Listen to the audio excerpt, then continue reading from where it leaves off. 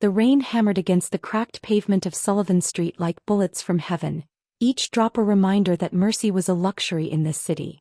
Elena Foster pressed her trembling hand against the cold brick wall of the alleyway, her breath coming in ragged gasps that tore through her chest. In her arms, wrapped in a thin blanket that did nothing to stop his violent shivering, her 6-year-old son Daniel lay dying. His lips had turned the color of ash. His pulse, she could barely feel it anymore beneath her desperate fingers. "Please," she whispered into the darkness, her voice cracking under the weight of a mother's breaking heart. "Please help me. My son is dying." The words dissolved into the rain-soaked night, swallowed by the indifferent city that had already taken so much from her. 3 hospitals had turned them away. No insurance. No money. No hope. The doctors had looked at Daniel's pale, convulsing body with clinical detachment, their eyes saying what their mouths wouldn't. "Your son doesn't matter here." But someone was listening. From the 3rd-floor window of the Crimson Rose, a restaurant that served the finest Italian cuisine to those who could afford secrets along with their meals, a man stood motionless in the shadows. Dante Corleone didn't move to the sound of desperation often. He'd built an empire on the principle that emotion was weakness, that compassion was a knife others would use to gut you when you least expected it. Yet something about that whisper cut through the rain, through the cigar smoke drifting from his lips, through 38 years of carefully constructed armor. He saw her collapsed in that alley. Saw the child. Saw the exact moment a mother's hope began to die. Dante's jaw tightened. His hand, scarred from 1,000 deals sealed in blood, crushed the cigar into the crystal ashtray beside him. "Vincent," he said quietly, his voice carrying the kind of authority that made grown men weep. A figure emerged from the corner of the room, dressed immaculately in a black suit that cost more than most people earned in a year. Vincent Gambino had been Dante's right hand for 15 years, and he knew that tone. It meant someone's world was about to change, for better or worse. "Boss. The woman in the alley. Bring her to me. And get Dr. Rossi here. Now." Vincent's eyebrows raised a fraction, the equivalent of shock for a man trained never to question. "Boss, with respect, we have the Nikolai situation to handle tonight. The Russians are..." Did I stutter, Vincent? The room temperature seemed to drop 10 degrees. Vincent straightened immediately. "No, sir." "Right away." As Vincent disappeared through the doorway, Dante turned back to the window. Elena had slumped against the wall now, her body curled protectively around her son's, rocking him with the desperate rhythm of prayer. She was singing something, a lullaby perhaps. The kind of song that promised tomorrow would be better, even when every shred of evidence screamed otherwise. Dante's reflection stared back at him from the rain-streaked glass. His father's eyes. His mother's cheekbones. Both dead now, taken by the very world he'd learned to dominate. He'd sworn after burying them that he would never let sentiment cloud his judgment again. That he would be stone. Impenetrable. Feared. So why couldn't he look away from that dying child? Hey beautiful souls. Welcome back to the channel. Before we dive deeper into Elena and Dante's story, I want to know, where are you watching from right now? Drop your city or country in the comments below. And hey, how are you doing today? I genuinely want to know. If you haven't already, please hit that subscribe button. It helps me bring you more incredible stories like this one, stories that'll make you feel something real. And if you're already part of our family, thank you from the bottom of my heart. You're the reason these stories come to life. Now let's get back to Elena and the moment that would change everything. 60 seconds later, Vincent burst through the alley entrance with 2 of Dante's most trusted men. Elena's head snapped up, her eyes wide with terror. She'd lived in this city long enough to recognize danger when it wore expensive suits.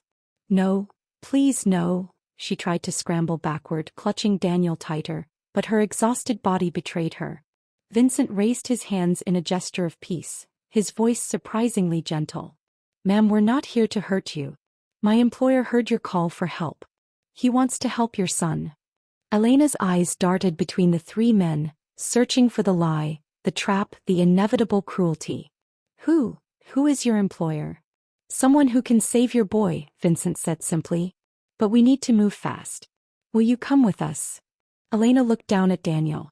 His breathing had become shallow, each inhale a struggle against the illness consuming him from the inside. She had no cards left to play. No options. No time. Yes, she gasped. Yes, please, anything. They moved swiftly through the rain-soaked streets. Elena cradled in the back of a black Mercedes that smelled of leather and power. Daniel remained in her arms, his small body burning with fever despite his violent shivering. She pressed her lips to his forehead, tasting salt and fear. Hold on, baby, she whispered. Please, please hold on. The car pulled into an underground garage beneath the Crimson Rose, and suddenly Elena was being ushered into an elevator that climbed silently toward the third floor. The doors opened into a room that looked like it had been stolen from a palace. All dark wood crystal chandeliers, and the kind of wealth that existed in a different universe from her own. And there, standing by the window with his back to her, was Dante Corleone. He turned slowly and Elena's breath caught in her throat. She'd heard the stories. Everyone had. The man who controlled half the city's underground. The ghost who ended lives with a whisper. The monster parents invoked to scare children into obedience. But the eyes that met hers weren't monstrous. They were complicated, dark, haunted, human. Your son, Dante said, his voice rough silk. What's wrong with him? Elena's voice trembled as she spoke, her arms instinctively tightening around Daniel's feverish body. The doctors, they said it's his heart. A rare condition. It's failing. He needs surgery, specialized treatment, but her voice broke. I can't afford it. I tried everywhere. They all turned us away. Dante moved closer, each step measured and deliberate. When he reached them, he did something that made Vincent's eyes widen in the background. He knelt. The most powerful man in the city, whose enemies kissed his ring before he decided whether they lived or died, knelt before a desperate mother and her dying child. Hey, he gestured toward Daniel. Elena hesitated only a moment before nodding. Dante's rough, scarred hands that had signed death warrants and broken bones, reached out with surprising gentleness to touch Daniel's forehead. The boy's eyes fluttered open briefly, unfocused and glassy. You're burning up, little one, Dante murmured, something ancient and painful flickering across his face. He looked up at Elena. What's his name? Daniel. Daniel Foster. Daniel, Dante repeated as if tasting the weight of it. He stood abruptly, the vulnerability vanishing behind his usual mask of authority. Vincent, where's Rossi? 3 minutes out, boss. Dante turned back to Elena, studying her with an intensity that made her feel both exposed and strangely safe. You live alone with the boy? Elena nodded, her throat tight. His father. He left when Daniel was 2. Said he couldn't handle a sick kid. The bitterness in her voice was sharp enough to cut. I work 3 jobs. Waitressing, cleaning offices at night, weekend shifts at a grocery store. But it's never enough. It's never. She couldn't finish. For the first time in years, Dante felt something crack inside his chest. He saw his mother in Elena's exhausted face. That same desperate determination, that same fierce love that would move mountains if only mountains could be moved by love alone. His mother had died when he was 12, worked to death trying to keep him and his sister fed after his father's first arrest. He'd sworn then that he would never be powerless again. You won't lose him, Dante said, and the absolute certainty in his voice made Elena's tears finally spill over. I promise you that. The door burst open and a silver-haired man rushed in, carrying a black medical bag that looked like it cost more than Elena's annual rent. Dr. Anthony Rossi had been Dante's personal physician for a decade, treating everything from gunshot wounds to heart attacks. Always discreet, always available. Let me see him, Rossi said, already moving toward Daniel with practiced efficiency. Elena laid her son on the leather sofa, her hands shaking as she smoothed his damp hair back. Rossi worked quickly, checking vitals, listening to Daniel's heart, his expression growing more grave with each passing second. It's acute rheumatic heart disease, Rossi finally said, meeting Dante's eyes. Advanced stage. The boy needs immediate surgery, valve replacement, possibly more depending on the damage. He has 48 hours, maybe less.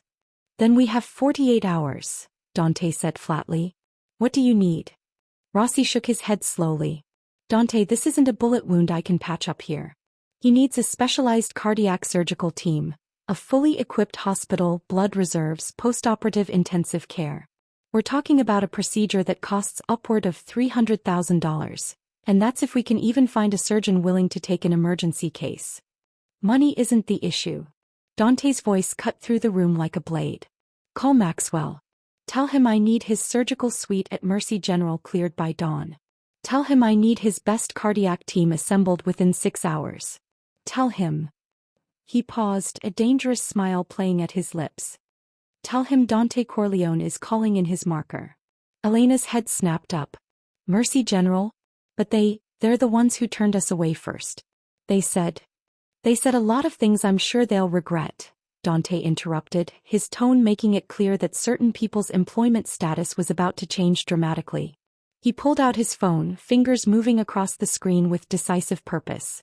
Vincent, I need you to arrange transport. Medical ambulance, full equipment. And get Isabella here. Isabella. Vincent's surprise was evident. Boss, I know where she is. Get her. As Vincent left to make the arrangements, Dante crouched beside Elena again. Up close, she could see the scars that marked his knuckles, the slight crook in his nose from an old break, the shadow of stubble along his sharp jaw. He was younger than she'd imagined, mid-30s perhaps, but his eyes held the kind of weariness that aged a person beyond years. Why are you doing this? Elena whispered. You don't know us. Daniel and I were nobody. Dante was quiet for a long moment, his gaze distant. I had a brother once, he finally said, his voice barely above a murmur. Marco. He was 6 when he got sick. Same age as your Daniel. Different illness, but... He stopped, jaw clenching. My mother begged everyone for help. The hospitals, the charities, even the church. Nobody would help a mobster's family. We were invisible to them. Unworthy. What happened to him? Elena asked, though she already knew from the pain etched into Dante's features. He died in my mother's arms while rich people in this city spent more money on their dogs than it would have cost to save his life. Dante's eyes refocused on her, burning with an intensity that stole her breath. I can't bring Marco back. But I can make damn sure Daniel Foster doesn't become another child this city throws away. Elena reached out instinctively, her hand covering his scarred one. Thank you, she breathed. Thank you. Dante stood, gently extracting his hand, the walls rebuilding themselves. Don't thank me yet. We still have to get through the next 48 hours. He looked at Rossi. Keep him stable. I'll handle everything else. As Dante walked toward the window, pulling out his phone to make calls that would wake up half the city's elite, Elena watched him with a mixture of awe and confusion. This was the man people called a monster? The ambulance arrived within 20 minutes. A sleek vehicle that looked more like a mobile intensive care unit than any emergency transport Elena had ever seen. Paramedics rushed in with equipment she couldn't name, hooking Daniel up to monitors that beeped with alarming urgency. Rossi barked orders like a general commanding troops, and through it all, Dante stood by the window making phone calls that sounded less like requests and more like imperial decrees. I don't care if he's in the middle of dinner with the governor, Dante said into his phone, his voice cold steel. You tell Dr. Maxwell that if he's not at Mercy General in 1 hour, I'll personally ensure that the photographs from his weekend in Atlantic City become very, very public. Do we understand each other? Elena should have been terrified. Everything about this situation screamed danger. The casual threats, the obvious criminal connections, the way grown men jumped at Dante's slightest word. But all she could focus on was Daniel's chest rising and falling, each breath a small victory. We're ready to transport, one of the paramedics announced. Good. Dante pocketed his phone and turned to Elena. You'll ride with him. Vincent and 2 of my men will follow in a separate car. Rossi, you're in the ambulance. I'll meet you at the hospital. You're not coming with us? Elena's question came out more desperate than she intended. Dante's expression softened almost imperceptibly. I have something I need to take care of first. But I promise you, Elena Foster, I will be there before they take your son into surgery. Before Elena could respond, the door opened and a woman walked in who made the entire room shift its attention. She was striking, not beautiful in the conventional sense, but magnetic in a way that demanded notice. Her dark hair was pulled back in a severe ponytail, and she wore black tactical pants and a leather jacket that suggested she was more comfortable with weapons than words. But it was her eyes that caught Elena's attention, the same dark haunted intensity that Dante possessed. You called brother? The woman's voice carried a slight accent, Italian perhaps, and something else underneath. Danger. Isabella. Dante moved toward her, and for the first time since Elena had met him, something like genuine warmth crossed his features. I need your help. Isabella Corleone, because she could only be a Corleone with those eyes, surveyed the room, taking in Daniel on the stretcher, Elena's desperate face, the medical equipment. Her expression remained neutral, but Elena saw the slight tension in her shoulders. Since when do we play hero? Isabella asked, though her tone wasn't mocking. Just curious. Since tonight, Dante replied. The boy needs surgery at Mercy General. I've arranged everything, but the Russians know we have business there in 3 days.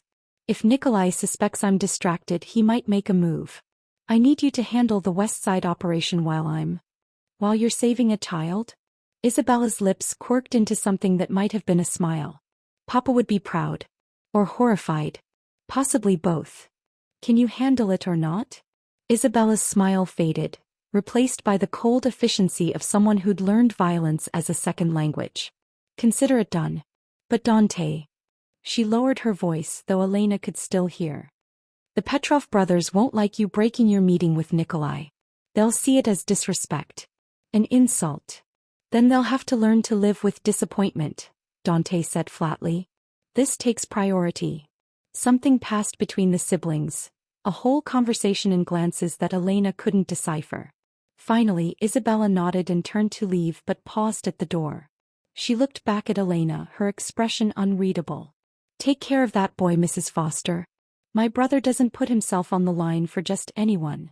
Then she was gone, and the paramedics were moving Daniel toward the elevator, and Elena was following in a daze of fear and fragile hope. As they loaded her son into the ambulance, she caught one last glimpse of Dante through the rain-streaked window. He stood silhouetted against the light, phone pressed to his ear, orchestrating miracles with threats and favors. The ride to Mercy General was a blur of sirens and Rossi's steady voice calling out Daniel's vitals. Elena held her son's small hand, whispering promises she desperately hoped she could keep. You're going to be okay, baby. We found help. Real help. Just hold on a little longer. Daniel's eyes fluttered open, focusing on her face with heartbreaking clarity. Mama. His voice was barely a whisper. I'm here, sweetheart. I'm right here. The man, with the scary eyes. Daniel struggled to speak. Is he an angel? Elena's throat constricted. I don't know what he is, baby. But he's trying to help you. He feels sad, Daniel murmured, his child's intuition piercing through fever and pain. Like us. Before Elena could respond, Daniel's eyes closed again, and the monitors shrieked a warning that made Rossi lunge forward with a syringe. Elena was pushed back as the doctor worked, her heart hammering so hard she thought it might burst from her chest. He's crashing, one of the paramedics shouted. Not on my watch, Rossi growled, injecting something into Daniel's fore. Come on, kid. Your mother needs you. Don't you dare give up now. The longest 30 seconds of Elena's life crawled by. Then the monitors steadied, the frantic beeping settling into a rhythm that was weak but present. Rossi sat back, exhaling hard. That was too close, he muttered. The ambulance screeched to a halt outside Mercy General's emergency entrance. The doors flew open to reveal a sight Elena would never forget.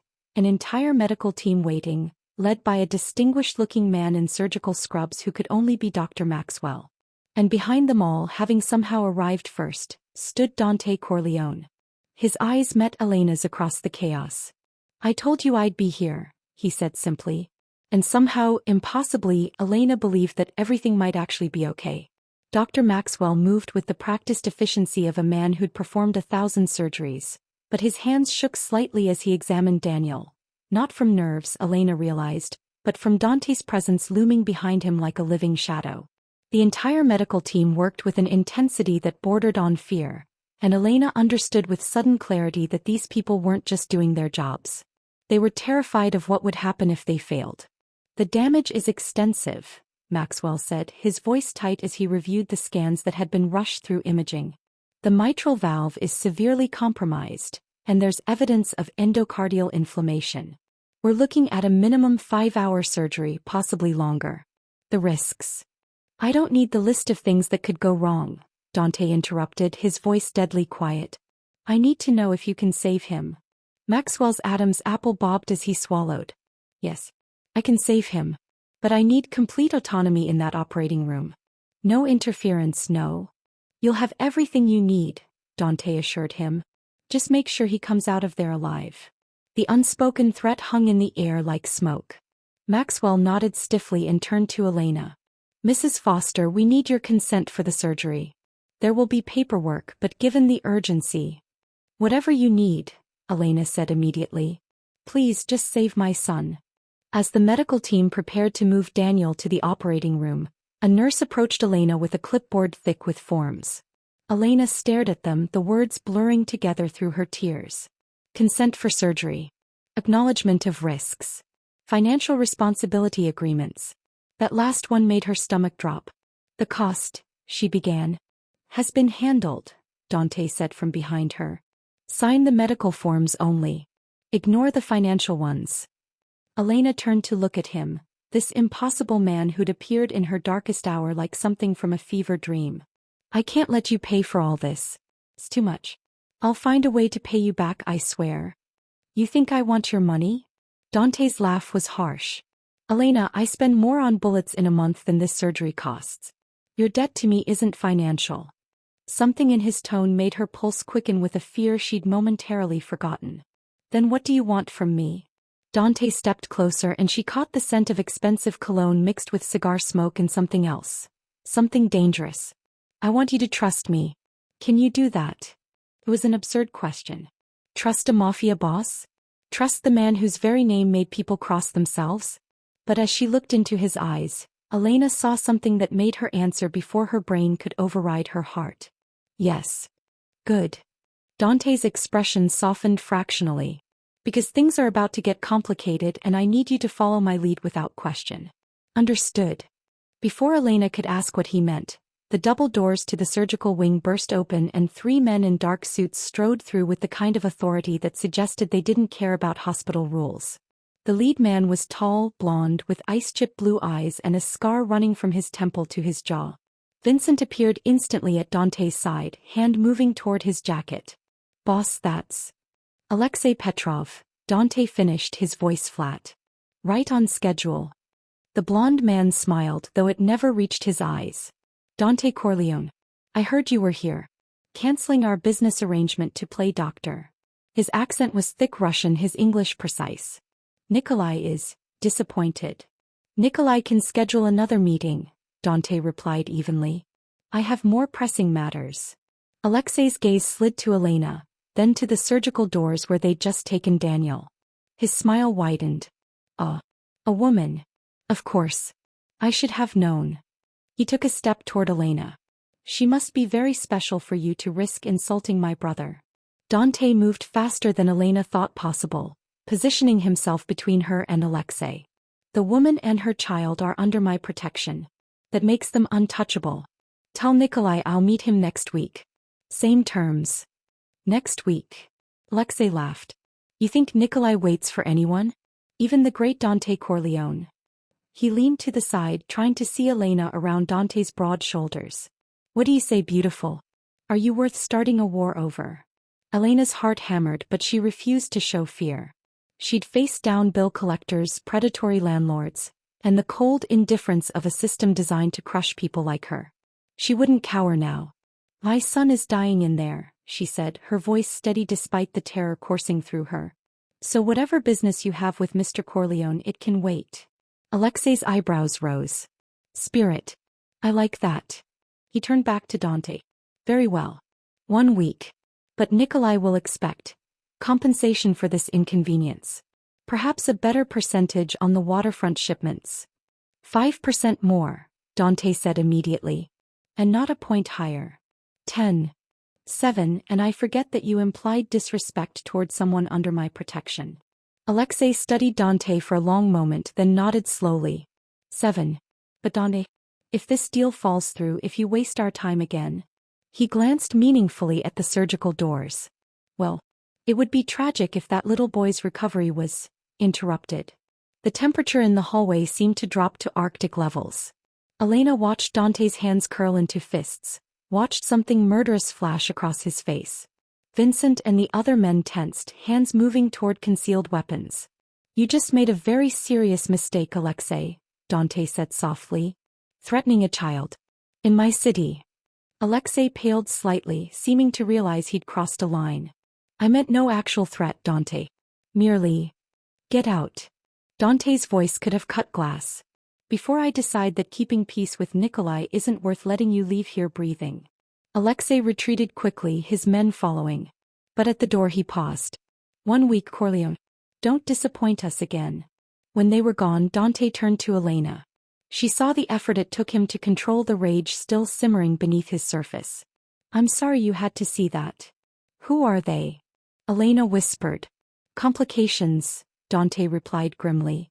The kind that get people killed if I'm not careful. The surgery stretched into its 4th hour, each minute crawling by with excruciating slowness. Elena sat in the private waiting room that Dante had commandeered, a space normally reserved for the hospital's wealthiest donors. Her hands clasped so tightly her knuckles had gone white. Dante paced like a caged predator, his phone vibrating constantly with calls he mostly ignored.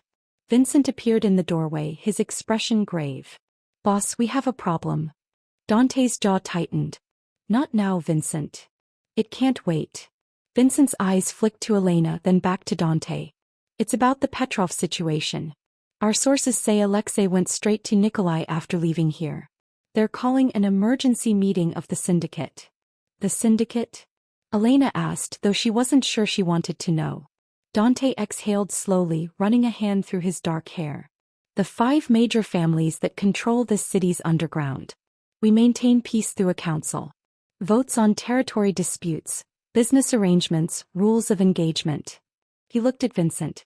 What are they claiming? That you've broken protocol. That you're showing weakness. That you chose a woman and her child over a business obligation, which makes you unreliable. Vincent paused.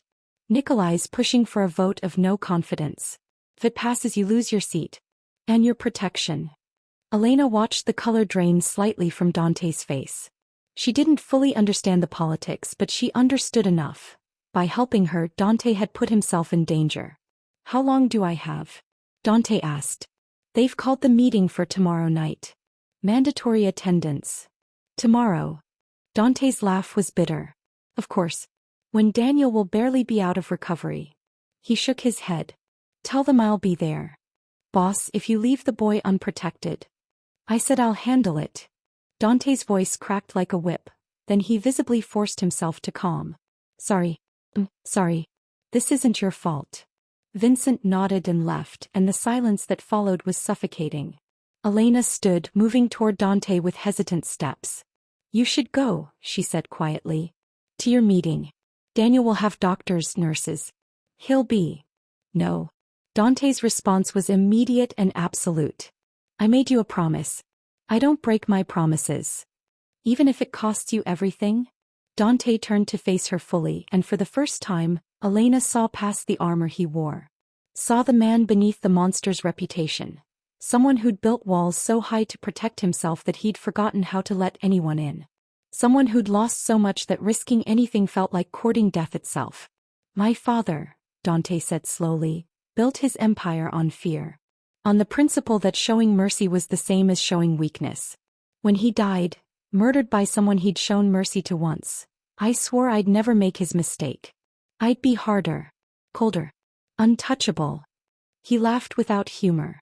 And then you whispered in that alley, and suddenly I'm the one person in this city who can't walk away from a dying child. I'm sorry, Elena whispered. I never meant to. Don't apologize. Dante stepped closer, so close she could see the flecks of gold in his dark eyes. You and Daniel. You reminded me that there's more to life than survival.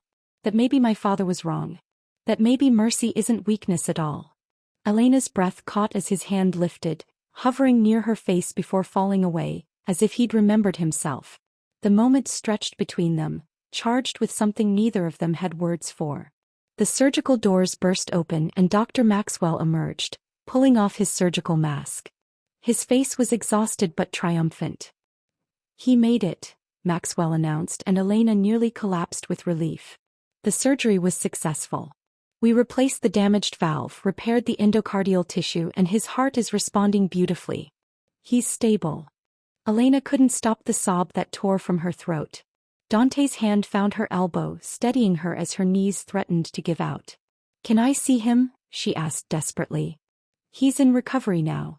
Another hour, then you can sit with him." "But Mrs. Foster." Maxwell's expression grew serious. "He's not out of the woods yet. The next 72 hours are critical. Infection, rejection, complications, any number of things could still go wrong. He'll need round-the-clock monitoring." "He'll have it," Dante said firmly. "Private room, your best nurses, rotating shifts, everything he needs. Cost is irrelevant." Maxwell nodded and retreated, leaving Elena and Dante alone again. She turned to him, tears streaming down her face, and did something that surprised both of them. She threw her arms around him. Dante stiffened, clearly unaccustomed to genuine human warmth. But slowly, carefully, his arms came up to return the embrace. Elena felt the tension in his body, the barely controlled emotion he kept locked away. "Thank you," she breathed against his chest. "Thank you for saving my son." When she pulled back, she saw something in Dante's expression that made her heart stutter. Not the hardened criminal, not the feared mob boss, but just a man. A man who'd lost his own brother and found redemption in saving hers. "Elena," he said quietly, "there's something you need to know. By accepting my help, by letting me involve myself in your life, you've become part of my world. And my world is dangerous. The Russians aren't the only threat. There are people who would hurt Daniel to get to me now." "Then what do we do?" Elena asked, fear creeping back in. Dante's expression hardened into determination. "We survive. Together. But I need you to trust me completely. No matter what happens in the next few days, no matter what you hear about me or what you're asked to do, trust that I'm trying to protect you both." "I trust you," Elena said, and meant it. "Good." Dante pulled out his phone. "Because starting now, you and Daniel are under my protection 24 hours a day. And I'm about to make some very powerful people very angry." 3 days passed in a strange limbo. Daniel recovered slowly in his private room, surrounded by flowers that Dante sent each morning and guarded by men in dark suits who tried and failed to blend in as hospital visitors. Elena barely left her son's bedside, watching the steady rise and fall of his chest like it was the most precious thing in the world. As it was. Dante visited twice daily, always bringing something. A teddy bear, a comic book, once even a handheld gaming device that made Daniel's eyes light up with joy. He'd sit for exactly 15 minutes, talking quietly with Elena about everything and nothing, his presence somehow both comforting and unsettling. On the 4th day, everything fell apart. Elena woke from an uncomfortable doze in the chair beside Daniel's bed to find Vincent standing in the doorway, his expression darker than she'd ever seen it. "Mrs. Foster," he said quietly. "We need to move Daniel. Now." Elena shot upright. "What? Why?" "The doctors said. The syndicate meeting happened last night." Vincent's voice was tight. "It didn't go well. Nikolai convinced 3 of the 5 families to vote against Dante. He's been stripped of his seat, his protection, his territory rights. As of sunrise, there's an open contract on anyone associated with him." The words hit Elena like physical blows. "What does that mean? In plain English, what does that mean?" "It means," came a new voice from the hallway, cold and feminine, "that my brother just lost everything trying to save your son." Isabella Corleone entered the room, her tactical gear replaced with a business suit that somehow made her look more dangerous, not less. Her eyes were red-rimmed, exhausted, furious. "Isabella," Vincent started. "Where is he?" Isabella demanded. "Where's Dante?" "He said he needed to handle something," Vincent replied. "Alone." "Of course he did." Isabella's laugh was jagged. "The noble idiot. 20 years building an empire and he throws it away for—" She stopped, looking at Elena with something between resentment and pity. "Do you have any idea what you've cost him?" Elena's throat constricted. "I never asked him to." "No, you just whispered for help and let him play hero." Isabella moved closer, her presence suffocating. "My brother has enemies who've waited years for him to show weakness. And you handed them exactly what they needed. Proof that Dante Corleone has a conscience. That he can be manipulated through compassion." "That's enough, Isabella," Vincent said sharply. "Is it?" Isabella whirled on him. Nikolai's already moving on our territories.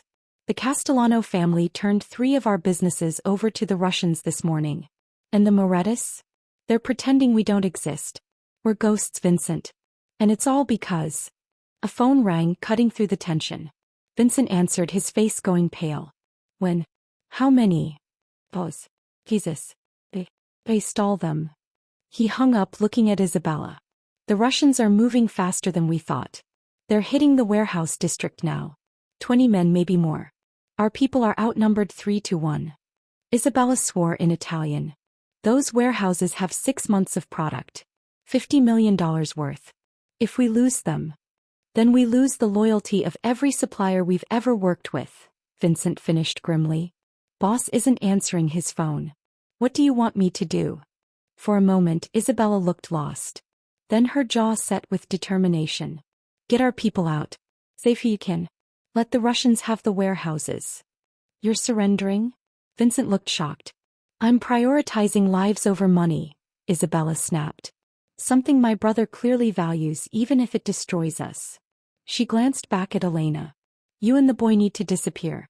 Today. We can't protect you anymore. Wait. Elena stood, panic rising.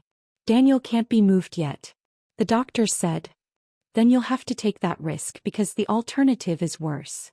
Isabella's voice softened slightly. Look, I don't blame you for loving your son enough to accept help wherever you could find it. But my brother can't save you anymore. Nobody can. The door to Daniel's room suddenly swung open wider and Dante appeared. He looked like he'd aged 10 years overnight.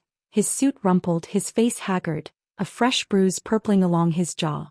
But his eyes blazed with fierce determination. Nobody's going anywhere, he said. Dante, Isabella started. I said nobody's going anywhere.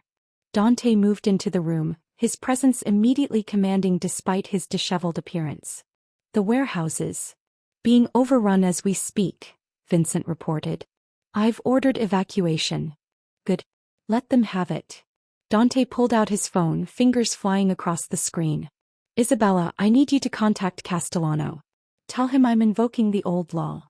Everyone in the room went still. Even Daniel, half awake in his bed, seemed to sense the gravity of that statement. Brother, Isabella said carefully, the old law hasn't been invoked in 40 years. Not since the Valentino massacre. If I do this, the syndicate will be forced to acknowledge my claim. Dante's voice was steel. They can strip me of my seat, my territory, my businesses. But they cannot deny me the right to protect my family. Elena and the boy aren't your family, Isabella said quietly. Dante's eyes met Elena's across the room and something passed between them. An understanding, a promise, something deeper than words. Yes, he said simply. They are. Isabella closed her eyes briefly, then nodded. Then I'm with you. Whatever comes. Whatever comes, Vincent echoed. Dante moved to Daniel's bedside, placing a gentle hand on the boy's head. Hey champ. How are you feeling? Tired, Daniel whispered. And scared. Those men outside. Are they here to hurt us? No, Daniel. Dante's voice was soft but absolute. I promise you nobody will hurt you or your mother. Not while I'm breathing. Even if it costs you everything? Elena asked, echoing her earlier question. Dante looked at her, and his answer was simple and devastating, especially then. The old law was a relic from a different era, when the underworld operated on codes of honor instead of simple brutality. It stated that any member of the syndicate, current or former, could invoke family protection, declaring certain individuals as blood kin regardless of actual relation. Once invoked, those individuals became untouchable under the threat of total war with every family in the council. It was a nuclear option and nobody had dared use it in 4 decades. Dante stood in the center of his remaining warehouse, the one place the Russians hadn't yet touched, surrounded by the 30 men who'd chosen to stay loyal despite losing everything. Isabella stood at his right, Vincent at his left. Before them, represented by video screens hastily set up, were the faces of the syndicate's 5 families. Nikolai Petrov sneered from his screen, flanked by his brother Alexei. You invoke the old law for a woman and a sick child? This is madness, Corleone. This is family, Dante replied calmly. Something you clearly don't understand, Nikolai. Marcus Castellano, an elderly man with eyes like chips of granite, leaned forward on his screen. Dante, I respected your father. I've respected you. But this is suicide. You've already lost your seat. You've lost your territories. If you invoke the old law and we reject it, you'll have declared yourself an enemy of the entire syndicate. Then reject it, Dante said simply. But know that if you do, you're setting a precedent. You're saying that family protection means nothing. That our oldest codes can be discarded on a whim. How long before your own families become expendable, Marcus? Silence fell across the screens.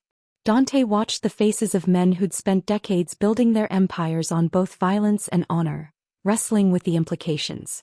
Sophia Moretti, the only woman among the family heads, spoke next. Her voice was measured, thoughtful. The boy Daniel Foster. What is he to you truly? Dante didn't hesitate. He's the son I never had. The family I thought I'd lost forever. He and his mother have shown me that power without purpose is just organized brutality. He paused, his voice dropping. My father taught me to rule through fear. But what good is an empire if you lose your humanity building it? Pretty words, Nikolai spat. But words don't change facts. You broke protocol. You chose strangers over business. You showed weakness. Did I? Dante's smile was sharp. Or did I show that I value something more than profit? That I'm willing to sacrifice everything for what I believe in?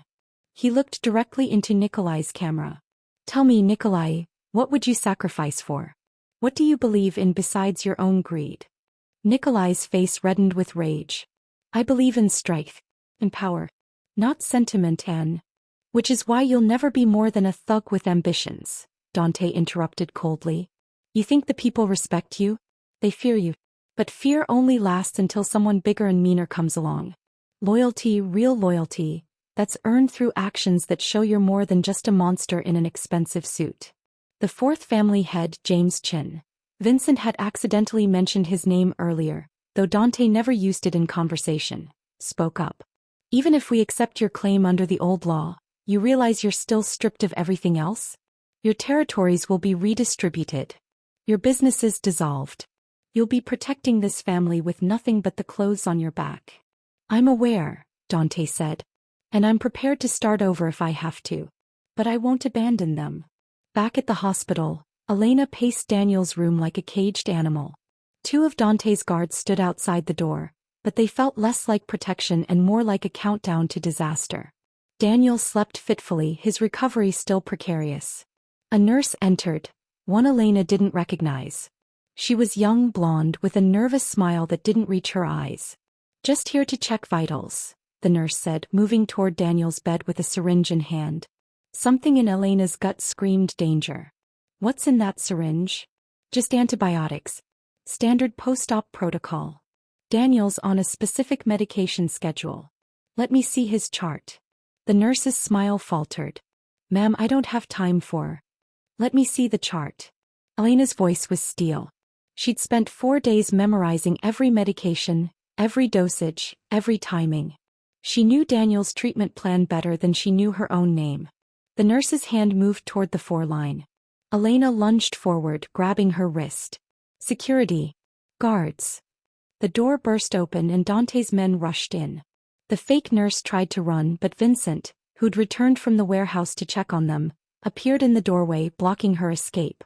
Well, Vincent said quietly, pulling out his phone to snap a photo of the woman's face.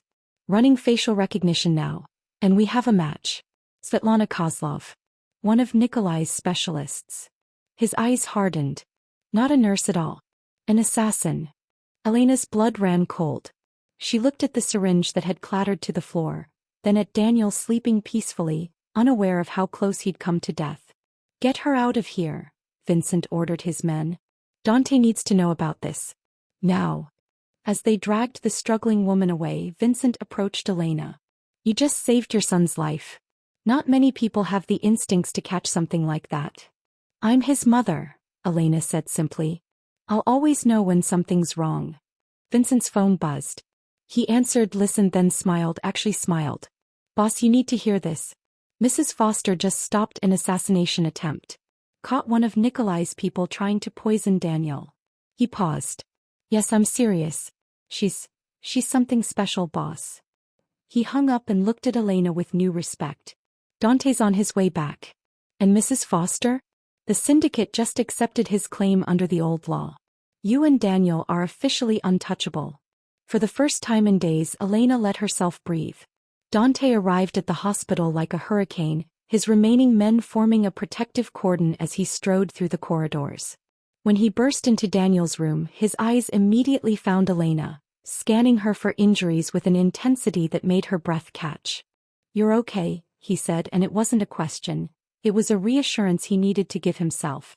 We're okay, Elena confirmed. Thanks to your men. And Vincent.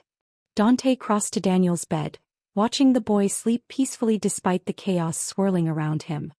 His expression softened in a way Elena had rarely seen. Nikolai tried to have him killed, he said quietly. Even after the syndicate accepted my claim. He violated the old law. What does that mean? Elena asked. Vincent answered from the doorway. It means Nikolai just declared war on the entire syndicate, not just Dante. By attempting to kill someone under old law protection, he's violated the most sacred code we have. The other families won't tolerate it. Isabella appeared behind Vincent, her phone pressed to her ear. She ended the call and looked at Dante with something like triumph. Castellano and Moretti are already moving against the Petrov territories. Chen's cutting off their supply lines. Nikolai overplayed his hand, brother. He thought he could act with impunity, but he forgot that even criminals have rules. Dante nodded slowly, his mind clearly working through strategies and consequences. Where is he now? Holed up in his compound on the waterfront, Isabella replied. 20 men heavily armed. He knows he's finished, but he's not going down without a fight. Then we end this, Dante said flatly. Tonight. No. The word came from Elena, surprising everyone in the room. She stepped forward, her voice steady despite the fear coursing through her. You can't go after him. Dante, you just got Daniel protected. If you leave now, if something happens to you. Nothing will happen to me, Dante interrupted gently. You can't promise that. Elena's voice cracked. You've already lost everything for us. Your empire, your territories, your position. I won't let you lose your life too. Dante moved closer, his hands coming up to frame her face with surprising tenderness. Elena, listen to me. As long as Nikolai lives, you and Daniel are in danger. He's already proven he doesn't care about the old law or the consequences. He'll send assassin after assassin until one of them succeeds. His thumbs brushed away tears she hadn't realized were falling. I can't let that happen. I won't. Then take an army, Elena whispered desperately. Take everyone. I'm taking exactly who I need. Dante glanced at Isabella and Vincent. My sister, my most trusted advisor, and 15 of our best. The other families have agreed to stay neutral. This is between me and Nikolai now. Daniel stirred in his bed, his eyes fluttering open. Dante. His voice was small and scared. Dante immediately moved to the boy's side, taking his small hand. Hey champ. How are you feeling? I heard yelling. Is Mama okay? Your mama's perfect, Dante assured him. Strong and brave just like you. Are you leaving? Daniel's intuition was sharp. You're going to fight the bad men, aren't you? Dante hesitated, then nodded. Yes. But I'm going to come back. I promise you, Daniel, I'm going to come back. You better, Daniel said, his grip tightening on Dante's hand. Because when I'm all better, you promise to teach me how to play chess. Remember? Something flickered across Dante's face. Surprise, warmth, maybe even love. I remember. And Dante Corleone always keeps his promises. Elena watched them together, this hardened criminal and her innocent son, and felt something shift permanently in her chest. Dante had become more than her savior, more than Daniel's protector. He'd become part of their family in a way that transcended blood and circumstance. Come back to us, she said quietly. Please. Dante stood, releasing Daniel's hand carefully. He moved to Elena, and for a moment the entire room held its breath. Then he leaned in, pressing his lips to her forehead in a gesture that was both chaste and devastatingly intimate. I'll come back, he murmured against her skin. I have too much to lose now. The assault on Nikolai's compound was swift and brutal. Dante's team moved through the waterfront property like shadows, taking out guards with practiced efficiency. Isabella led the eastern approach while Vincent covered the west. Dante took the center, moving toward the main building where intelligence said Nikolai was making his last stand. Gunfire erupted. Men fell.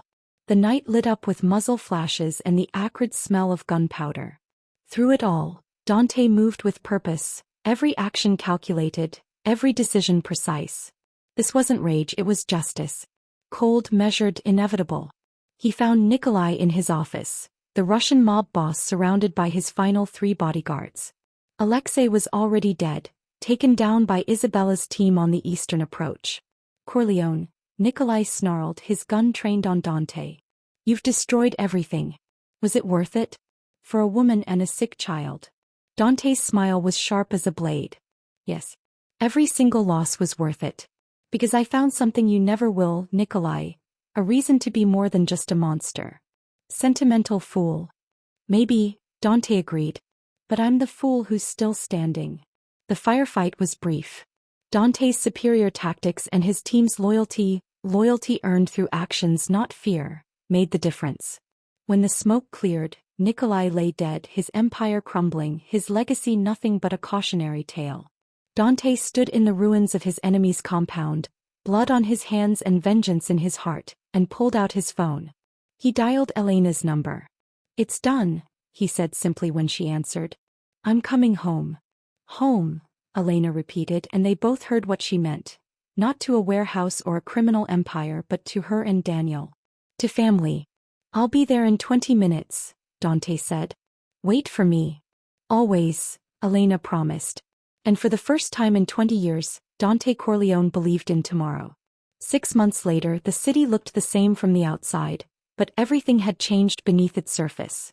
The power vacuum left by Nikolai's death and Dante's voluntary withdrawal had been filled by a new generation of leaders, ones who'd learned from the old mistakes. The syndicate reformed itself with stricter codes, clearer boundaries, and an ironclad respect for the old law that Dante had invoked. As for Dante Corleone himself, he'd become something of an urban legend. The mob boss who'd walked away from an empire to save a child. The man who'd chosen family over power.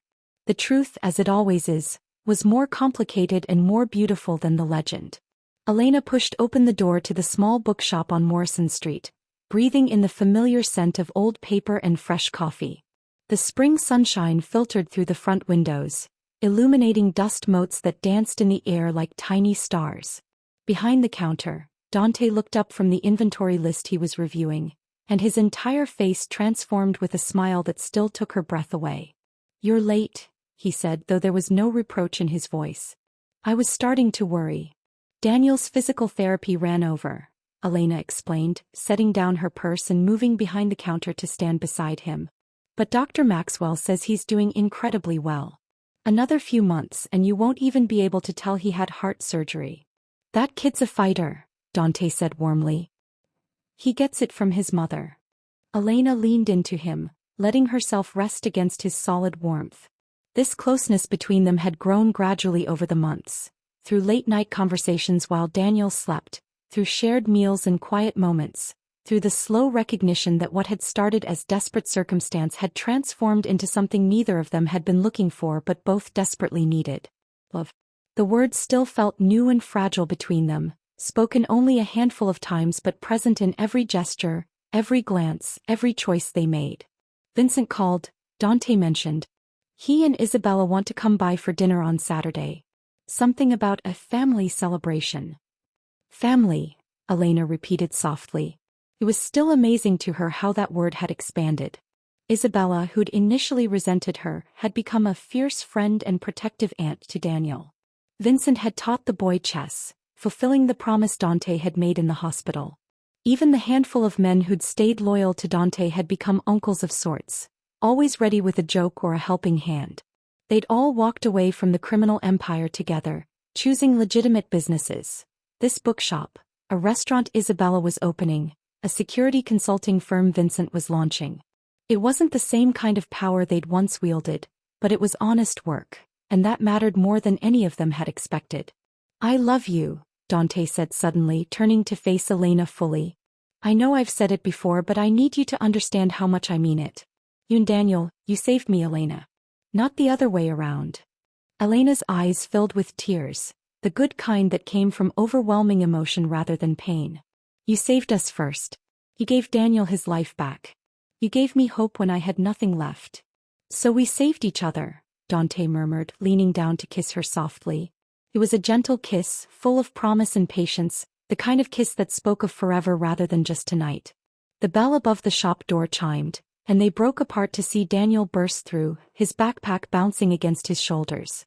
He'd filled out in the past 6 months, his cheeks pink with health instead of fever, his eyes bright with the boundless energy of a 7-year-old who'd been given a second chance at life. Dante. Mama. Guess what? Daniel rushed toward them, waving a piece of paper. I got an A on my book report. Mrs. Patterson said it was the best in the whole class. Dante crouched down to Daniel's level, examining the paper with appropriate seriousness. This is incredible work, champ. I'm so proud of you. I wrote about chess, Daniel explained earnestly. About how you taught me that every piece matters, even the pawns. And how sometimes the best move is the one nobody expects, like when you use your queen to protect instead of attack. Dante's throat tightened with emotion. He'd taught Daniel chess as a simple pastime, never realizing the boy would extract such profound meaning from their games. That's very wise, Daniel. Can we play tonight? Daniel asked hopefully. I've been practicing a new opening strategy. Absolutely, Dante promised. Right after dinner. Daniel beamed, then turned to Elena. Mama, is it okay if I call Dante Dad? The question hung in the air, stunning both adults into silence. Elena's hand flew to her mouth, tears spilling over. Dante remained frozen, his dark eyes suspiciously bright. I know he's not my real dad, Daniel continued, his child's logic trying to work through complex emotions. But he feels like a dad. He takes care of us and he teaches me stuff and he makes Mama smile all the time now. So, can I? Dante looked at Elena, a silent question in his gaze. She nodded, unable to speak past the lump in her throat. Daniel, Dante said carefully, his voice rough with emotion, I would be honored if you called me Dad. More honored than anything else in my entire life. Daniel launched himself into Dante's arms with the fearless affection of childhood. Dante caught him, holding the boy tight, his eyes squeezed shut against the overwhelming rush of feeling. This small person, this brave kid who'd survived so much, had just given him a gift more valuable than any empire. Purpose. Family. Home. Isabella and Vincent did come for dinner that Saturday, along with Rossi, who'd become something of a family friend, and 3 of the men who'd formed the core of Dante's new legitimate business ventures. The small apartment above the bookshop that Dante and Elena now shared was filled with laughter, the smell of Isabella's incredible cooking, and the sound of Daniel challenging each adult to chess matches he was slowly learning to win. As the evening wound down and Daniel finally succumbed to sleep on the couch, his head pillowed on Vincent's lap, Isabella pulled Dante aside onto the small balcony. You look happy, brother, she observed, studying his face in the moonlight. Genuinely happy. I don't think I've ever seen that before. I am, Dante admitted. It's strange. I spent 20 years building power, accumulating wealth, commanding respect through fear. And none of it felt like this. Like what? Like I matter, Dante said simply. Not because people are afraid of me, but because 2 people love me despite knowing exactly who I used to be. Elena sees all my scars, all my mistakes, all the darkness I carry, and she loves me anyway. And Daniel. He smiled. Daniel called me Dad this week. Isabella's eyes glistened. Papa would have liked to see this. The man you've become. Would he? Dante's voice was skeptical. He built his entire life on the principle that family meant blood and business. That showing weakness was a death sentence. And where did that get him? Isabella countered. Shot in the street by someone he'd considered an ally. You're not weak for choosing love over power. You're braver than he ever was. They stood in comfortable silence for a moment, then Isabella added, Elena's good for you. That boy's good for you. Don't let them go. Never, Dante said with absolute certainty. I'd burn what's left of my old world to the ground before I'd lose them. Hopefully it won't come to that, Isabella said dryly. But knowing you, you'd do it with style. 3 months later, on a perfect autumn day when the leaves painted the city in gold and crimson, Dante Corleone did something he'd never imagined doing. He got down on one knee in the small park where Elena used to take Daniel when they had nowhere else to go, and he asked her to marry him. The ring was simple, nothing like the ostentatious jewelry he could have afforded in his previous life. But it was honest, purchased with money earned from legitimate work, and it represented everything they'd built together from the ashes of his old empire. Elena Foster, Dante said, his voice steady despite the rapid hammering of his heart. You whispered for help on the worst night of your life and somehow impossibly you saved me instead. You and Daniel have given me a reason to be better than I ever thought I could be. You've shown me that power isn't measured in territory or fear, but in the people you love and who love you back. Will you marry me? Will you let me spend the rest of my life being the man you and Daniel deserve? Elena was crying, nodding, unable to form words. Behind them, Daniel, who'd been hiding behind a tree with Vincent and Isabella, barely containing his excitement, burst out yelling, "Say yes, Mama. Say yes. Yes," Elena finally managed, laughing through her tears. Yes, yes, 1,000 times yes. Dante slipped the ring onto her finger, then stood and pulled her into his arms, kissing her with all the passion and promise of their shared future. Daniel rushed over and they included him in their embrace, the three of them forming their own small, perfect unit. Vincent and Isabella approached, both grinning like fools. "Welcome to the family, Mrs. Corleone B," Isabella said warmly, embracing Elena. "Officially this time," Vincent added with a wink. The wedding, when it came 2 months later, was small and intimate. They held it at the bookshop, surrounded by friends who'd become family and books that represented the quiet, honest life they'd chosen. Daniel served as ring-bearer, taking his job with adorable seriousness. Isabella was Elena's maid of honor, and Vincent stood as Dante's best man. Judge Morrison, an old friend of Elena's from her waitressing days, officiated, her voice warm as she spoke about love that transforms, about families built from choice rather than obligation, about second chances and new beginnings. "Dante Corleone," she said, "do you take Elena Foster to be your lawfully wedded wife, to love and cherish in good times and bad, for richer or poorer, in sickness and in health, as long as you both shall live?" "I do," Dante said, his voice clear and certain, his eyes never leaving Elena's face. "And Elena Foster, do you take Dante Corleone to be your lawfully wedded husband, to love and cherish in good times and bad, for richer or poorer, in sickness and in health, as long as you both shall live?" "I do," Elena breathed, her hand trembling in Dante's. "Then by the power vested in me by the state, I now pronounce you husband and wife. Dante, you may kiss your bride." And he did, pouring everything he felt into that kiss: gratitude, love, promise, hope. When they broke apart, the small crowd erupted in applause, and Daniel rushed forward to hug them both. "We're a real family now," he exclaimed. "Forever and ever." "Forever and ever," Dante agreed, ruffling the boy's hair with gentle affection. As the celebration continued around them, Isabella's tears, Vincent's terrible speech that made everyone laugh, Rossi's toast to the most miraculous recovery I've ever witnessed, both medical and personal, Dante pulled Elena close, his lips near her ear. "Thank you," he whispered. "For what?" "For whispering in that alley. For letting me help. For seeing something worth saving in a man everyone else had written off as a monster. For giving me you and Daniel and a life I never knew I wanted." He paused, his voice rough with emotion. "For teaching me what power really means, not controlling others but protecting the people you love.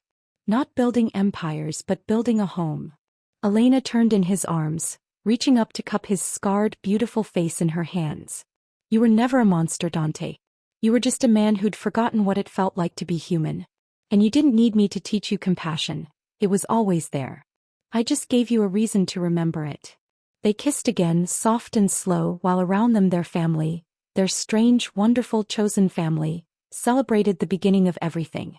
That night, after the guest had left and Daniel was asleep in his room, Dante stood by the window of their bedroom, looking out at the city he'd once ruled through fear. Elena came to stand beside him, fitting perfectly against his side. "Any regrets?" she asked quietly. "About everything you gave up?" Dante thought about his question seriously. He thought about the empire, the power, the respect commanded through violence. He thought about the man he'd been, hard, cold, alone. Then he looked at the wedding ring on his finger, heard Daniel's soft breathing from the next room, felt Elena's warmth beside him. Not a single one, he said truthfully. I thought I lost everything that night I heard you whisper. But the truth is, I finally found everything that matters. I love you, Elena murmured. I love you too, Dante replied. Both of you. My family. And in that moment, in that small apartment above a bookshop in a city full of shadows and light, Dante Corleone, former mob boss, current husband and father, and living proof that redemption is always possible, knew that he was exactly where he was meant to be, home. Thank you so much for walking this emotional journey with me. Elena's desperate whisper changed everything, not just for Daniel but for Dante too. Sometimes the people we save end up saving us right back. What did you think of this story? Which part touched your heart the most? Was it when Dante first heard Elena's plea? When Daniel called him dad? Or the beautiful ending where they became a real family? Drop your favorite moment in the comments below. And if this story made you feel something, if it reminded you that second chances are real, that love can transform even the hardest hearts, that family is what we choose to build together, please hit that subscribe button and turn on notifications so you never miss another story like this one. Where are you watching from and what story should I tell next? Your comments and support mean the world to me. You're not just viewers, you're part of this storytelling family. Until next time, remember, sometimes the bravest thing we can do is whisper for help. And sometimes the most powerful thing we can do is answer that call.